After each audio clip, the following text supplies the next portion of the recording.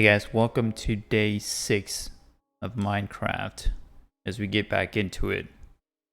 And I think this is another one of those episodes where, just like in the past, um, I'll spend some time in the first segment of the episode going over some of the changes that I've implemented in my world. So first of all,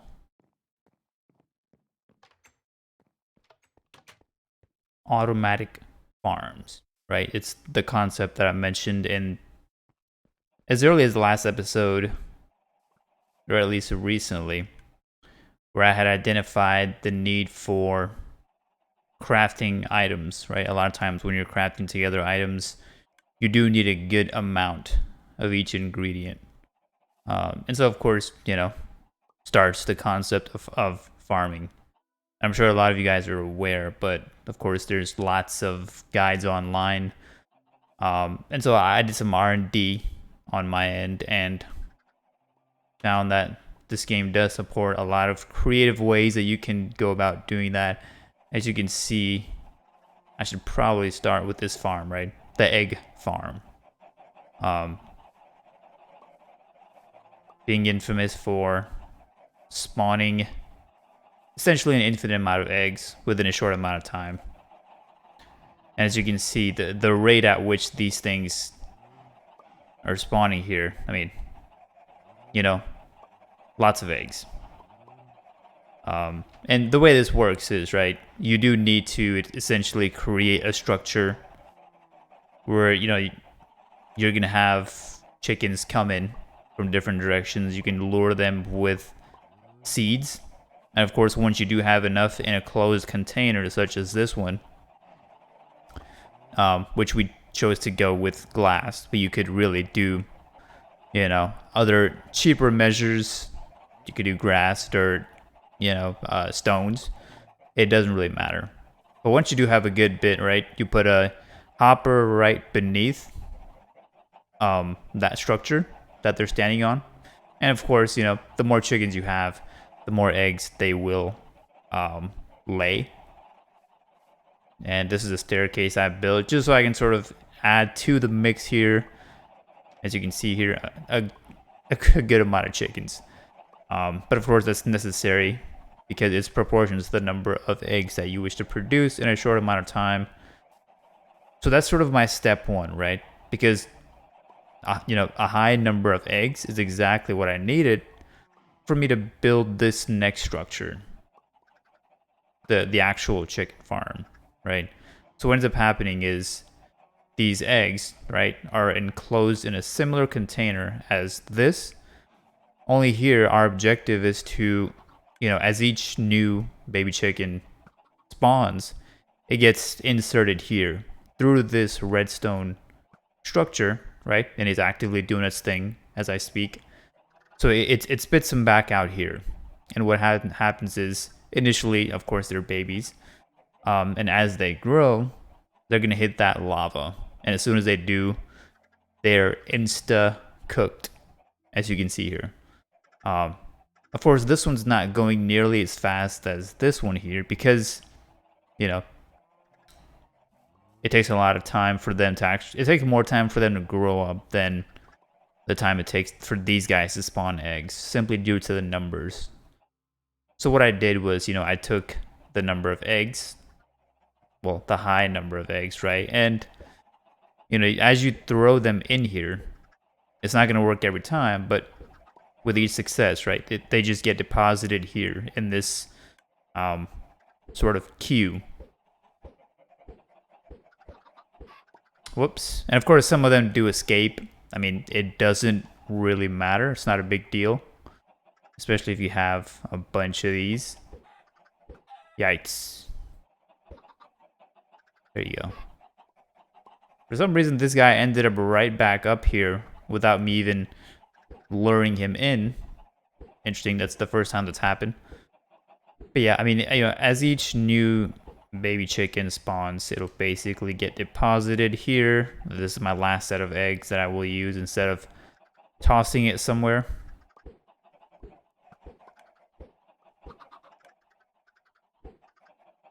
this guy is just back to get trapped again, which is very interesting how that worked.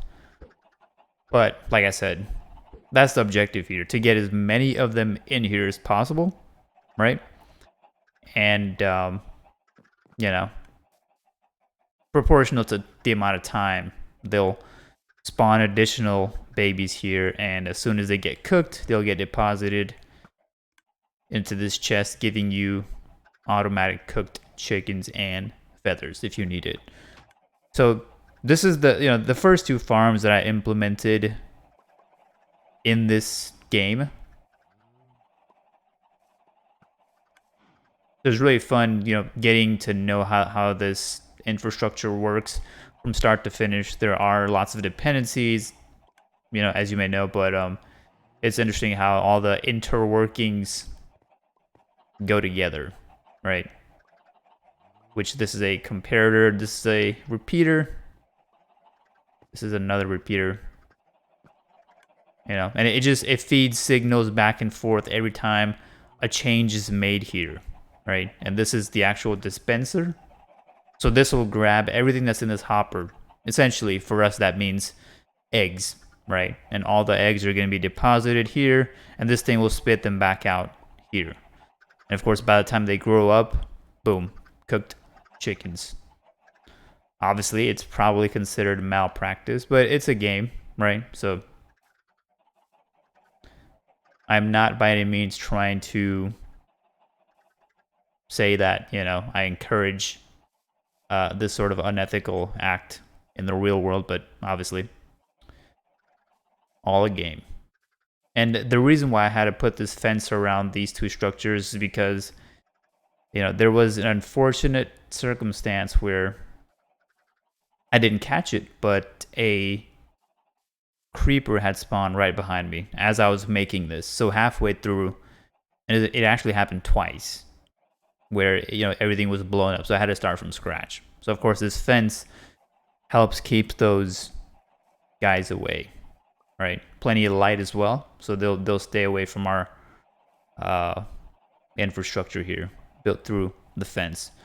So what else do we have? We have this one as well. I haven't really built a fence around it because it was just a POC that I created just to learn how it works from a guide I found online. And this is very generic. Like it's not like someone out there can claim, oh, I'm the one that owns this automatic farm. It's very generic and it makes sense, right? You basically have this piece of fence gate that kind of keeps them pressured, and apparently as soon as they grow up, especially after you hit the switch, right, you keep feeding them, they keep spawning new baby cows, and of course they get crushed in time due to the overpopulation, and stuff will get deposited in this, as you can see. So again, unethical malpractice, but just a game.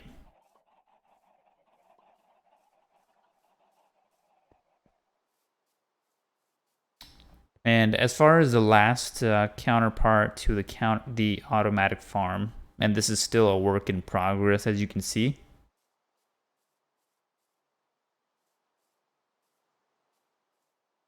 This is the sugarcane automatic farm. So, it's a very basic structure, as you can see. A lot of the stuff gets deposited here in this chest. I have retained the glass so that a lot of sunlight kind of, it doesn't block sunlight in the future, where if I were to stack a lot more of these sugar canes in the future. But the problem with this is it's very slow, right? Mechanics wise, as each sugar cane grows, those watchers in the back, right, the things that are essentially just watching you, for lack of a better term, they'll automatically kick off those pistons, and the pistons will push the sugar canes towards these hoppers, and then you can collect your your farmed ingredients. The problem with this is it takes a long time for the sugar canes to grow. And next thing you may wonder about is, well, why did I focus on sugar canes as the first automatic farm for my specific world or playthrough? Well, the answer to that is enchantment tables. Or I'm sorry, the bookshelves to enchantment tables. So in the past few episodes, I'm not sure if it was 2 episodes ago or whatever, but I had an enchantment table built here. But the problem with those is that they're only as powerful as the amount of bookshelves that you built around them. And I learned that you can stack. I think it's a maximum of 15 bookshelves, right? And what that does is, as you can see here, it collects all this energy from the different bookshelves that are placed around it, and you can put a maximum of 15. Interestingly enough, and of course that constitutes how powerful the enchantment items that you can create here. I think right now I don't have a lot of the items that are necessary, and I haven't played around with it yet, but I believe we have no more than 12 bookshelves at the moment, so we're getting there. And that's probably what I should be working on next, just to kind of get it over with. The reason why I didn't get to finish was because I still need to gather additional pieces of wood planks that's necessary to build the bookshelves, right? We do have enough books, and I will say that these things were the most difficult by far as creating, because like I said earlier, you need sugar cane to create paper, and in turn you use the stacks of paper with leather to create the books. So it's either you keep farming and play a waiting game, or you do what I do, and I just simply built a boat and started going around all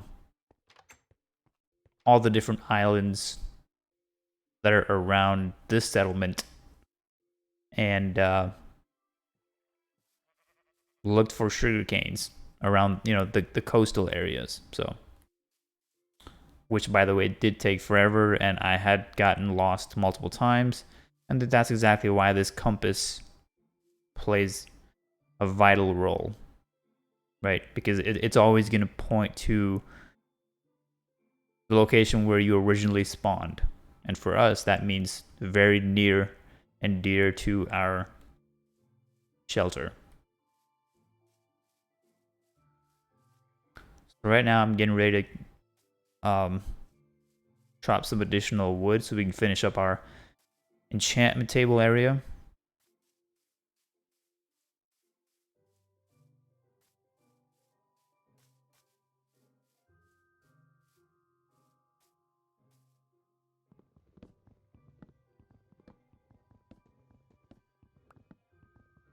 And I guess it doesn't really matter what kind of planks you have for a lot of the wood-based products that you can craft together. So it's, if you get birch wood, if you get regular oak, or if you get dark oak, it really doesn't matter. In my case, there's an abundance of the dark wood around me at the moment, so I'm not going to waste any time trying to find other types.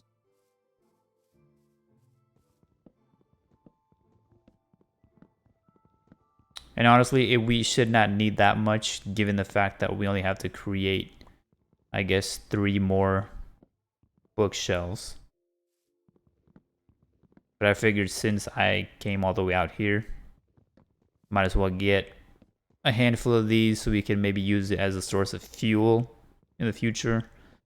As far as the furnace goes, or just store those for later use. And as you can see here, I still have yet to explore some of the areas around this island.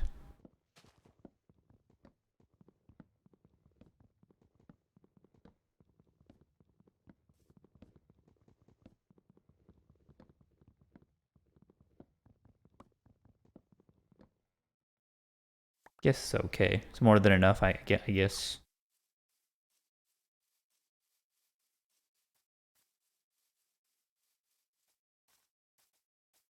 And at some point in the future, I do want to do something about these trees that just seem like they're hanging around with no base.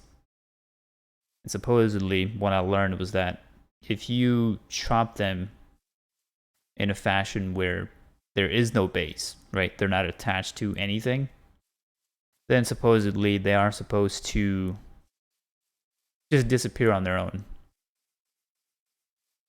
But that's never instantaneous, so you do have to wait a little bit. But at the end of the day, if you're patient, you just wait. Or you can also use some TNT explosives and start, lighting fires to get rid of everything.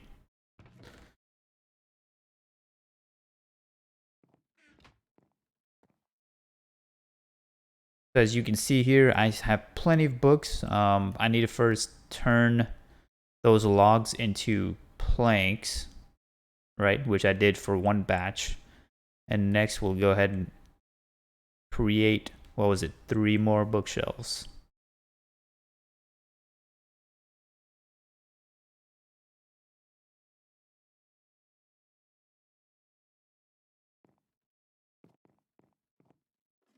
So we'll come back here to our new little shack and finish up this order of business. So we have 1, 2, 3 more. And I believe this is the max number of bookshelves that this thing can actually support.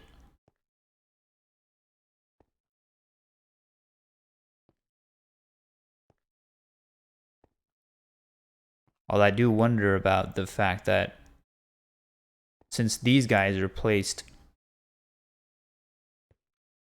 just 1 block away, whereas this one's 2 blocks away, so I'm not sure if these even register. Let's try this.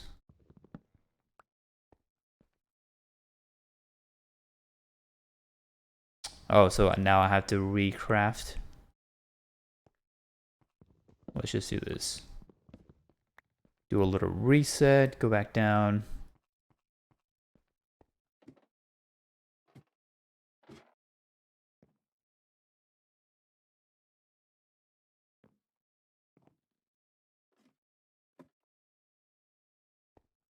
Let's place those guys a little closer.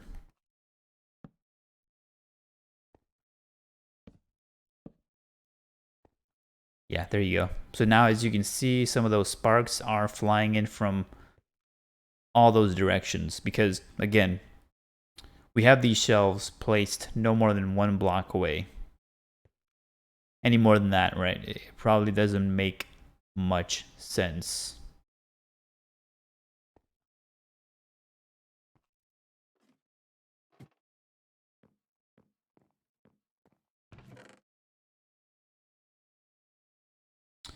And of course, these guys right here, the nether racks, I probably should have mentioned earlier is that I seem to have created a nether world portal as well.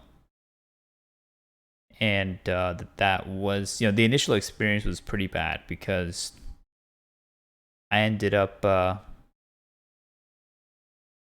make sure I organize this well here.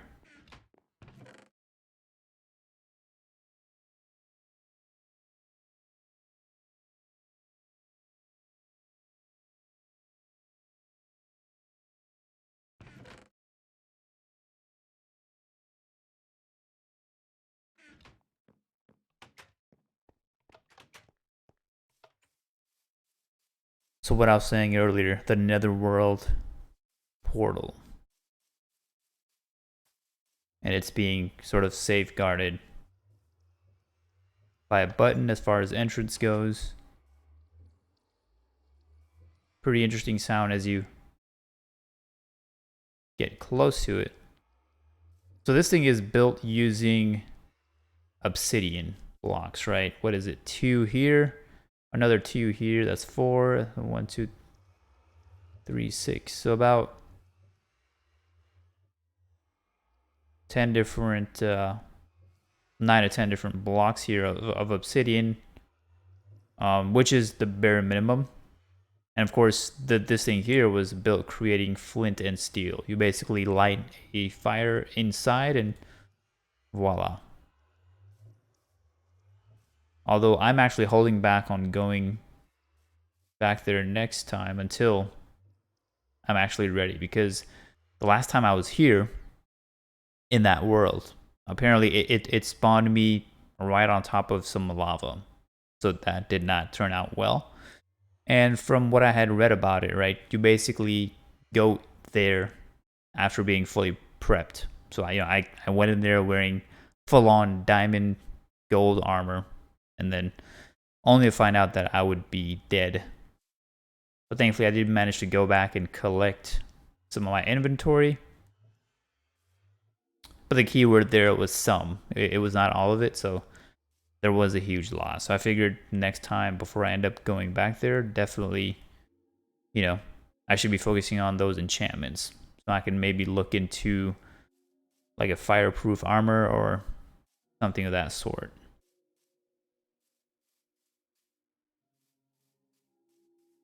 This is also another recent addition. It is not by any means supposed to be an automatic farm.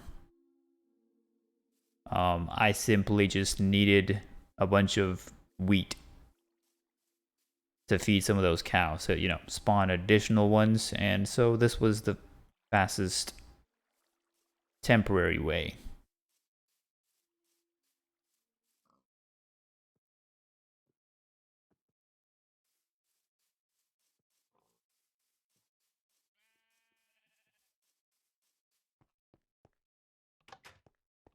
And since it's been some time since I've explored mining underground from our last excavation site,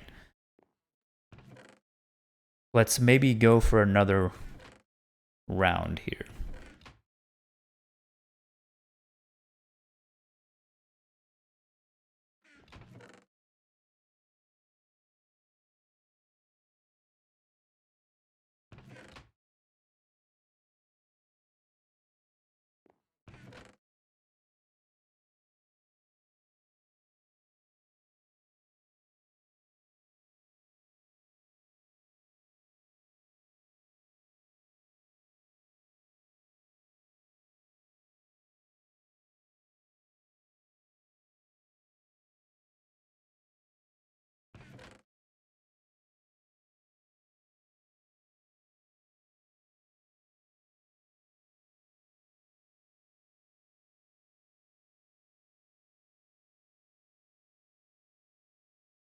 And of course, before going back to the caves, right, you do want to ensure typically that you have enough torches.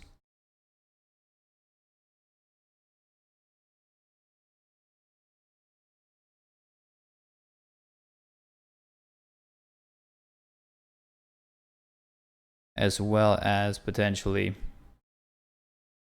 the pickaxes. That's probably what I should be focusing on next before we head back.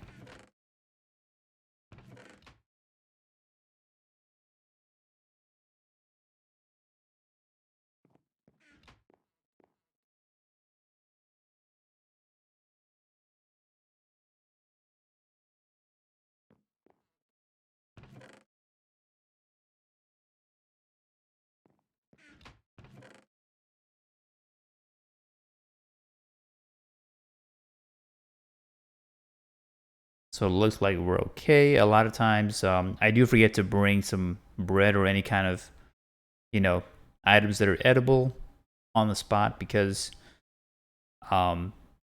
just a lack of awareness that you tend to lose a lot of time while you're underground, and you start losing a lot of your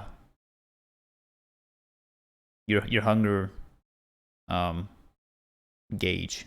So definitely better to be prepped. Speaking of.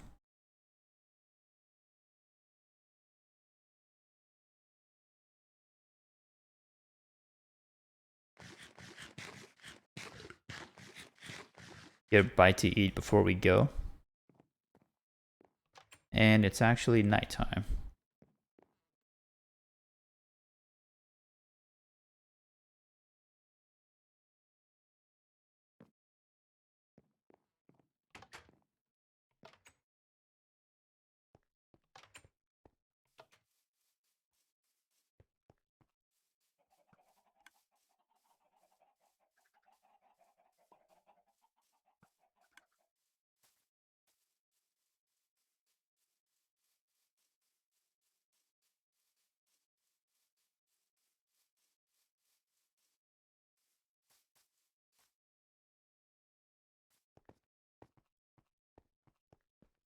We're heading back to our usual spot of excavation.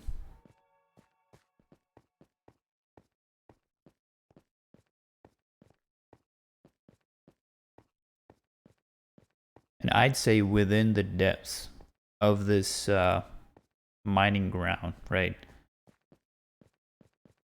I've uncovered quite a bit of minerals. And of course, at the cost of finding lava at the very end. So I completely gave up of going through here, here, and here. So multiple sites here. The next one is this one, which, you know, as you can see here, I have mined quite a bit using the approach that I mentioned in, I believe, 2 episodes ago, right? You retain 2 blocks, you mine on the 3rd one. Just eliminates that redundancy of finding things that you don't need. The reason why I have this block here, though, is because I believe it's lava. So I guess what I did was I tried to change it up by excavating here.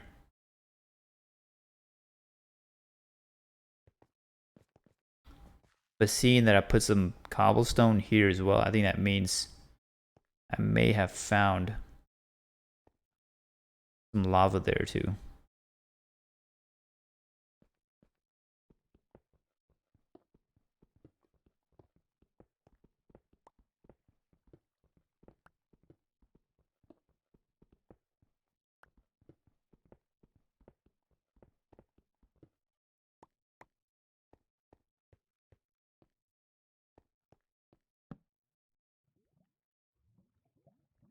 And if you listen closely, there happens to be some lava nearby. Here you go. There it is. Gotta be careful here.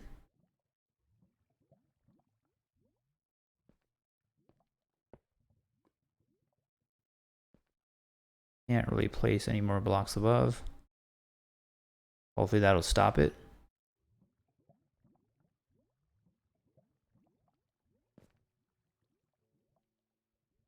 Thankfully, it's not flooding past this point, and I guess we'll leave it open so in the future we know not to mine at any point past that.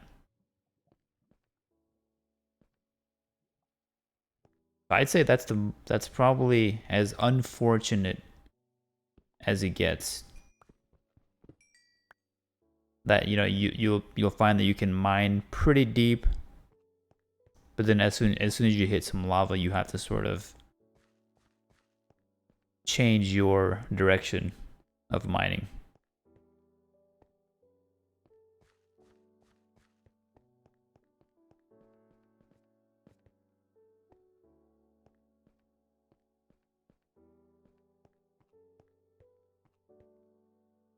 And there's the bedrock that we had initially found, which means any, you know, going down any more points would be meaningless for us, right? Further down south.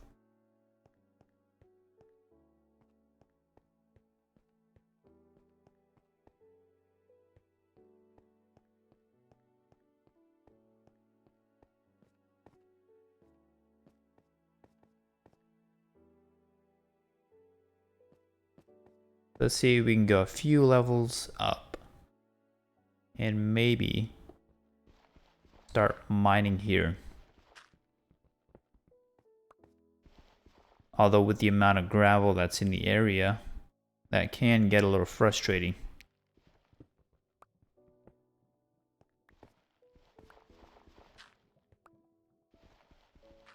We don't want to block this path at all, so gotta be a little careful there.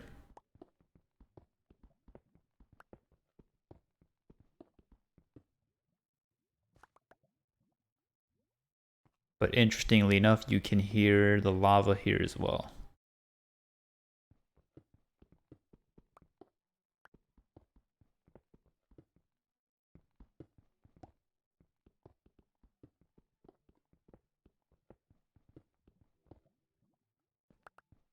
Here is some new stuff. Don't believe I've... No, this is lapis lazuli. We have found a good bit of those.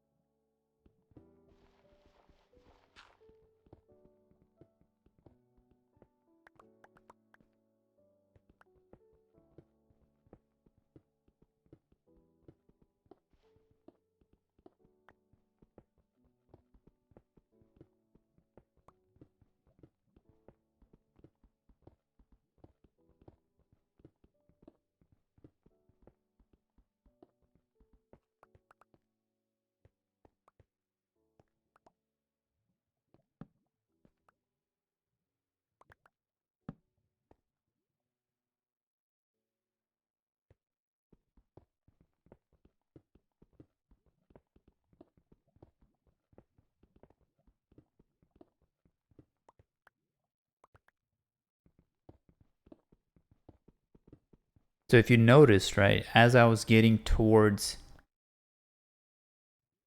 this area, you can start hearing the sound of lava. But as I make my way here,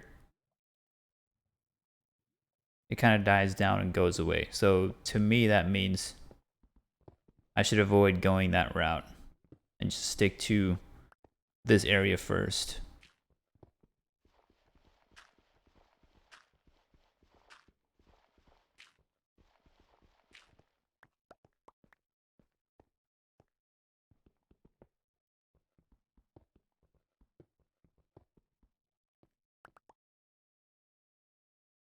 Interesting, raw iron.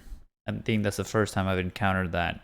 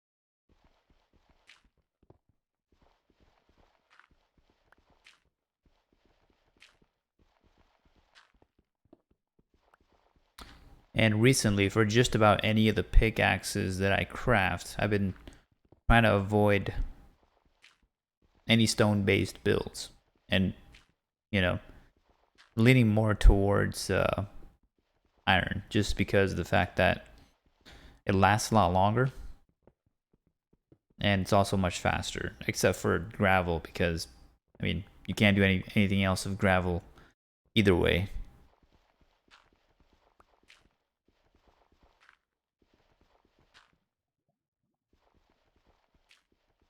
And I'm starting to feel like the lava is actually below us rather than to our sides.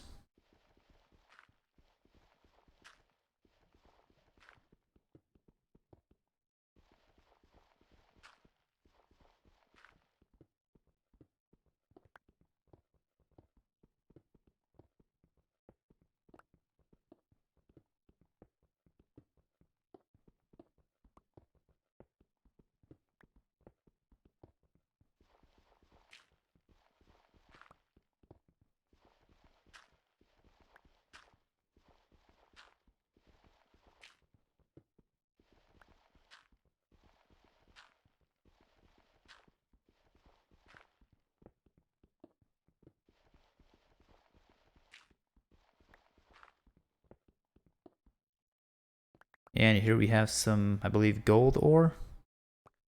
Or is it gold nuggets? Raw gold. That's very good.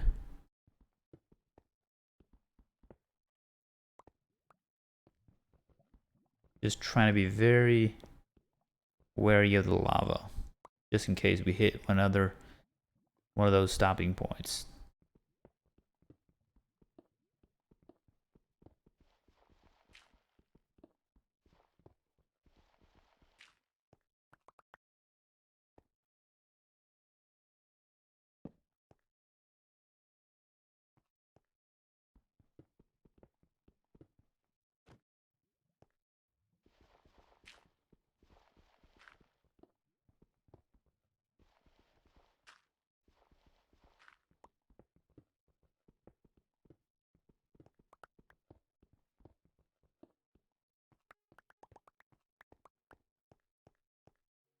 So as you can see here, our inventory, as usual, is starting to build up with lots of cobblestone, gravel. Occasionally we do see a little bit of the diorite. But really what we are most interested in is probably the iron, and of course things like this, raw gold. That's always a treat. And for the lapis lazuli, that's also important because that's utilized mainly in enchanting.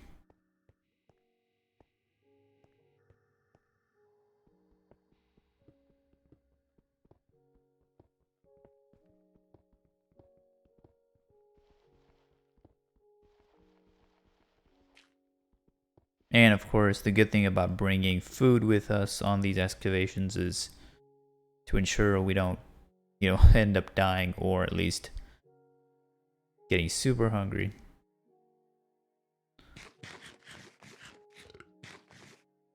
Kind of keep your stomach happy during the underground journeys here.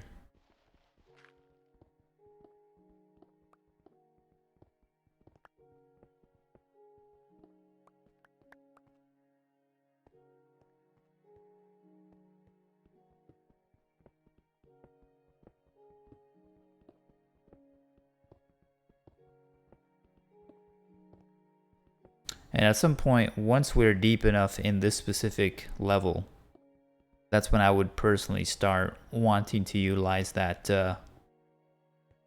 no more than mining by two blocks per row, right? Here right now, we're just trying to see if we can get into the depths of this specific level without hitting, any lava. But once we hit a few blocks in, we can start doing that. And that'll be our next set of progress for this level. Until, of course, we can mine just about everything we can until our backs are, against the wall with lava.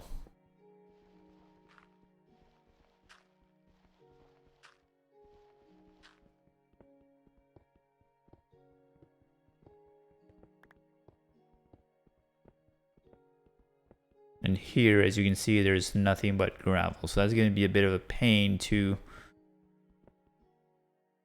remove.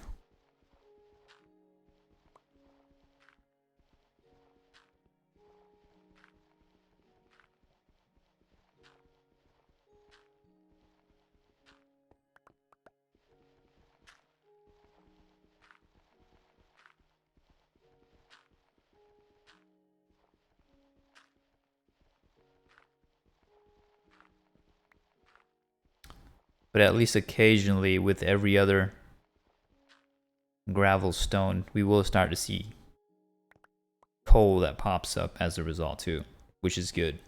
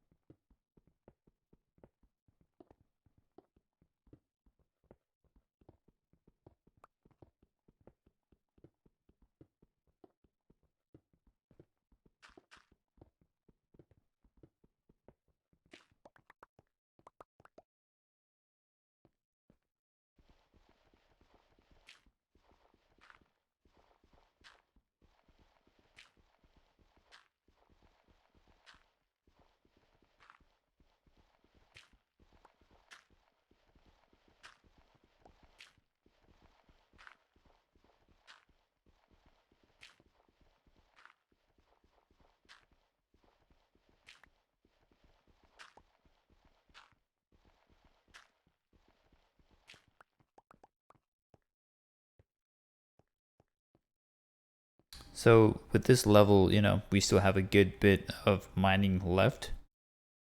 We'll kind of hold off for now until the next time we end up coming back.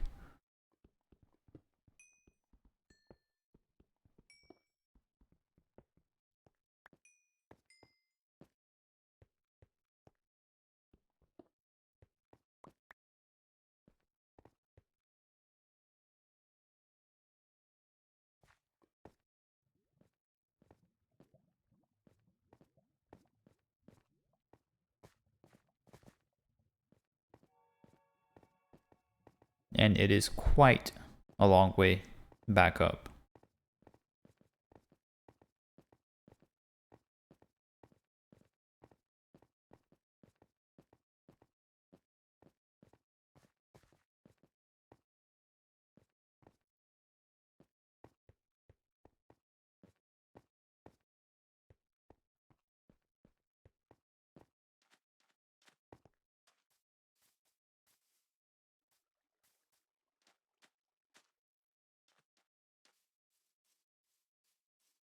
And I will say that the number of enemies surrounding our infrastructure have slightly decreased over time. I think it's due to the fact that we have a good amount of light just about everywhere.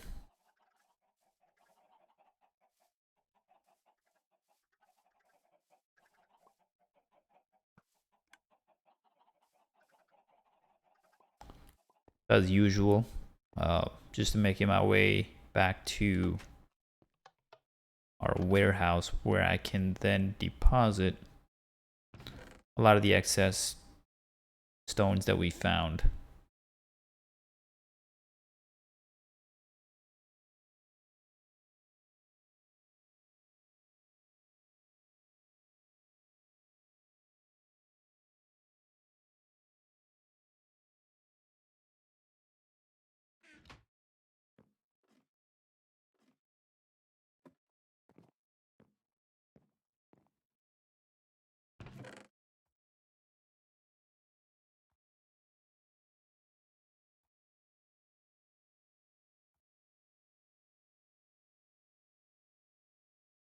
Of course, most of it this time around is gravel. At least more so than andesite.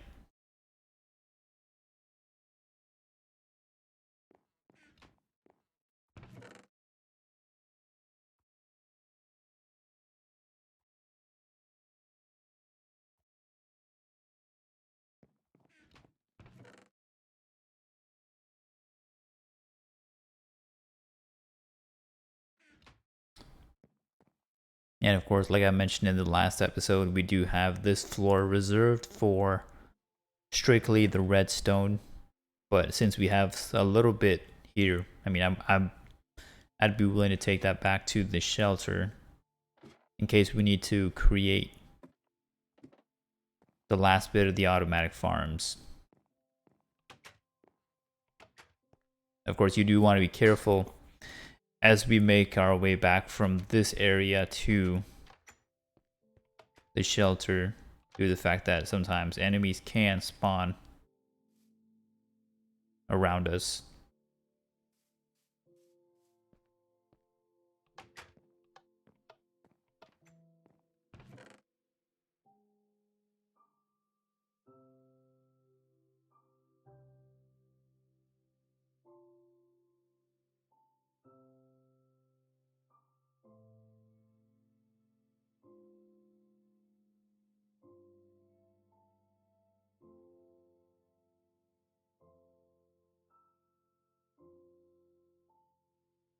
So it looks like we've unloaded quite a bit of supplies here.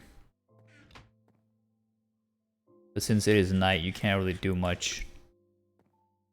We'll call it a day.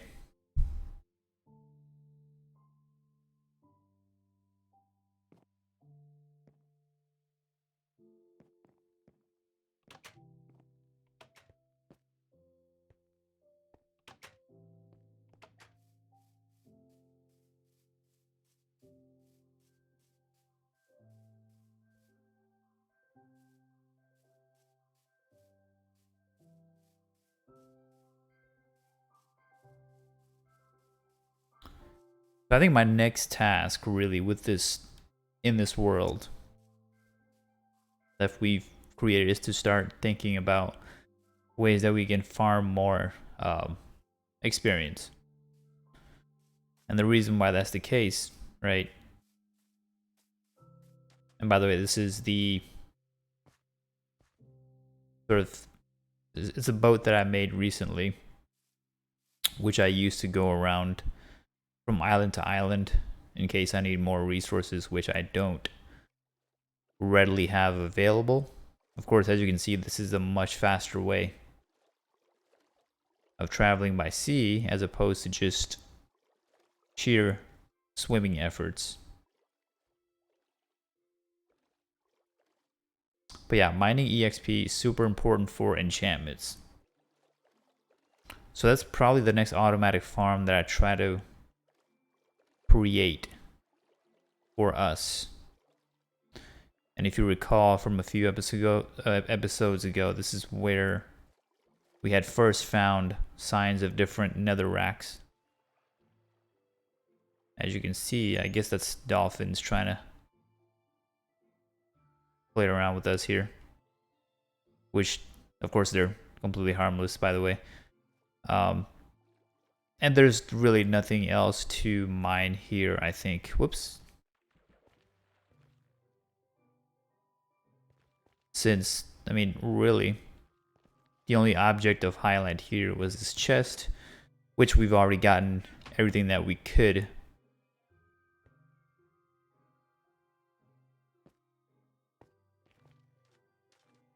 And as far as what's new with the nearby village here, I mean, really not much.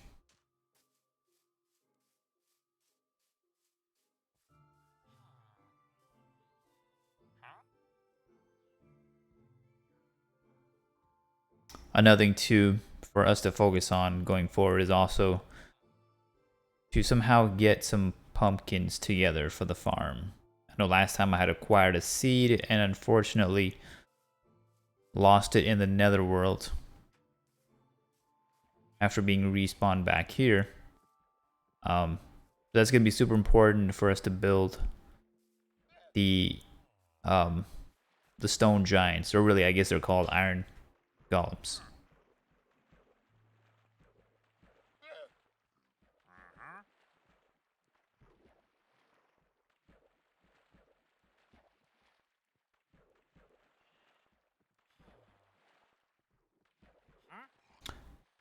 So some of the things that this guy trades, what's interesting is that it always varies from day to day. And again, I actually have no idea what he's doing here in this well.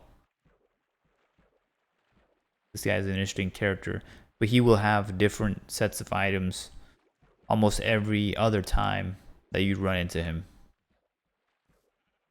But again, I cannot explain why he decided to,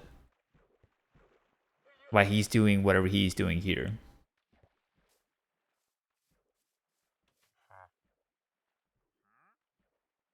Potatoes.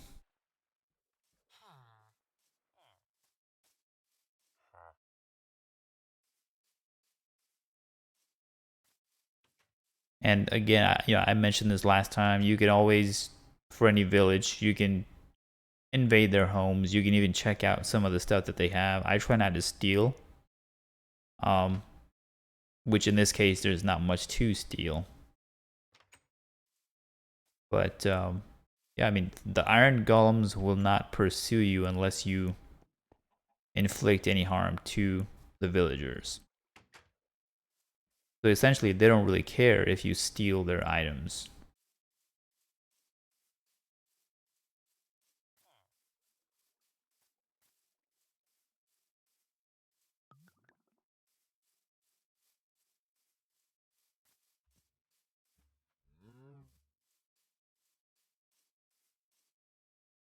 But I have noticed that these underground tunnels do change from time to time. So I assume that's, I'm not sure if that's the villagers doing or something else.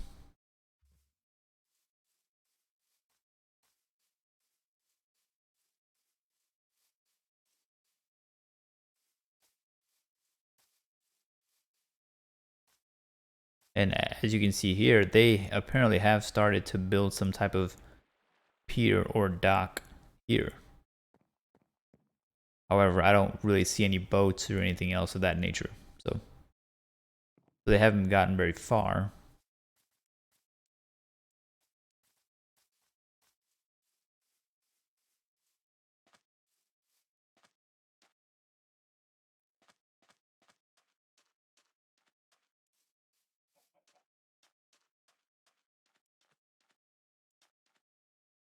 But I do like the fact that in this game, no matter where you are, right, you can come back and expect to find a lot of your items just still there.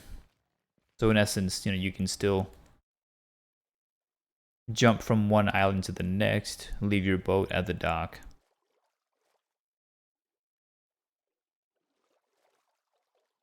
and then of course continue on your adventures.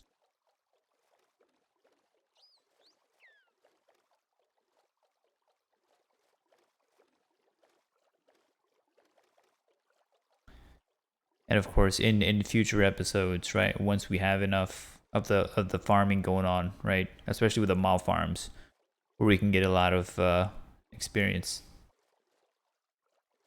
I also hope to explore other islands as well. I'm gonna leave the boat here just so we don't forget where it is. Right behind our shelter.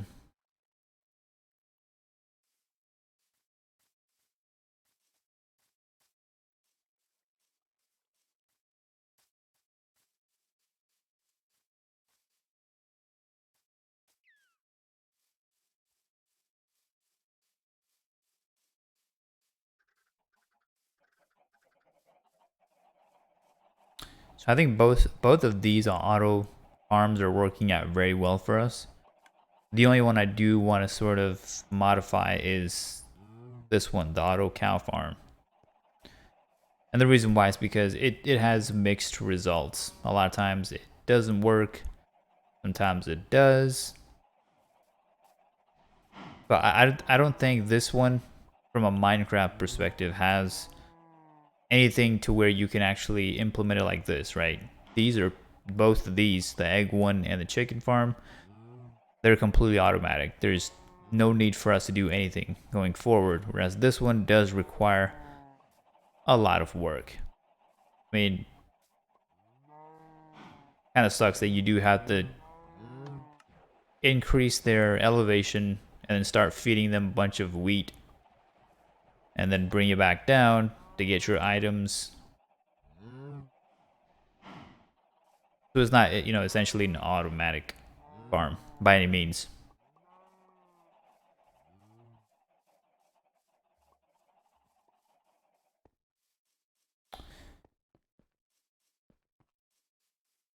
And I suppose this area I've sort of reserved to create additional automatic farming for other crops, right? So here we have the sugarcane.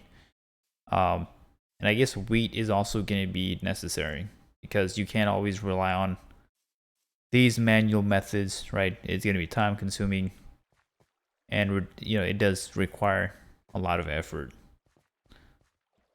But again, to create something like that just means you have to, create more and more of the redstone technology and put that to use.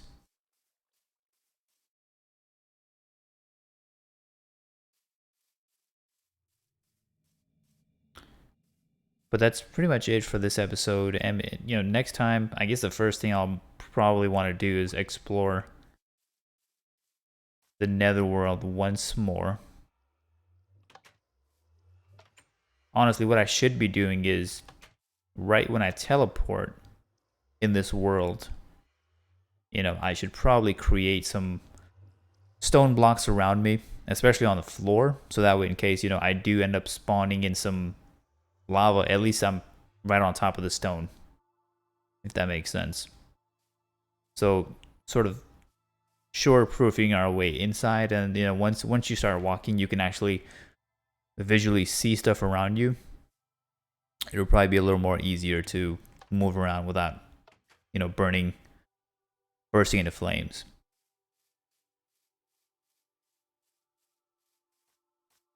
And last but not least, let's not forget the automatic villager farms as well, right? We do have this village that's next to our settlements, but again, they sort of do their own thing, being confined in their settlements. So we don't have any villagers here that are helping us maintain our infrastructure. So that's also another thing to look into in future episodes. So for instance, it would be nice to have someone say, open this gate. I'm not sure if villagers can open fence gates, but sort of process all of these wheat items, harvest them, plant seeds where they used to be, and then maybe put them in a chest somewhere. So to be able to get something like that going, I think that's highly valuable in just about any playthrough, right?